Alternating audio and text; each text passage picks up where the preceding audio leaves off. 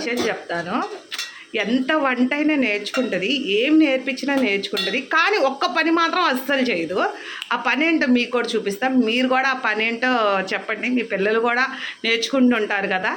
ఈ పని మాత్రం మీ పిల్లలు కూడా చేస్తుండరు. మా హారికి కూడా అది చెయ్యదు.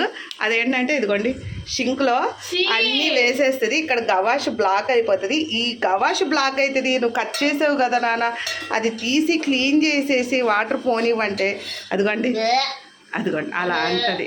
మరి ఇప్పుడు వంట చేస్తుంది నువ్వు, దాన్ని క్లీన్ చేసేది వస్తారు కదా. ఇప్పుడు పని అంటే రేపు వస్తారు, స్మెల్ వచ్చేస్తుంది. మరి అప్పుడు నీకు ఓకేనా? చూడండి ఎంత సీదా అంటే నేను వాన్ చేసుకోవాలా? అంతేగాని నువ్వు క్లీన్ చెయ్యవు.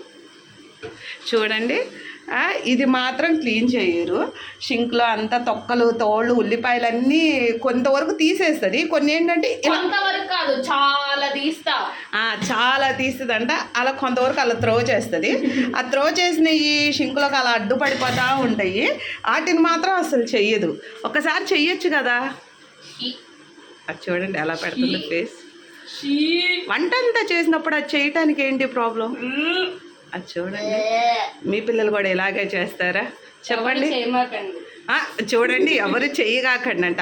ఒకప్పుడు మేము కూడా మీలాగా మాట్లాడిన వాళ్ళమే. ఇప్పుడు వేరు. ఒకప్పుడు మేము కూడా చెయ్యం మమ్మీ అంటున్నాము. పెళ్ళయ్యి పిల్లల్ని కన్న తర్వాత ఇప్పుడు మేము కూడా అన్ని పనులు చేస్తాం.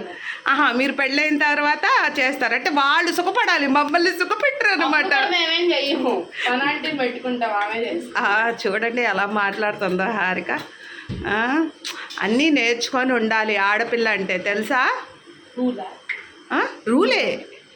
రూలే అన్నీ నేర్చుకొని ఉండాలి ఆడపిల్ల. నేర్చుకోరా, అన్నీ నేర్చుకుంటా. దేవుడా,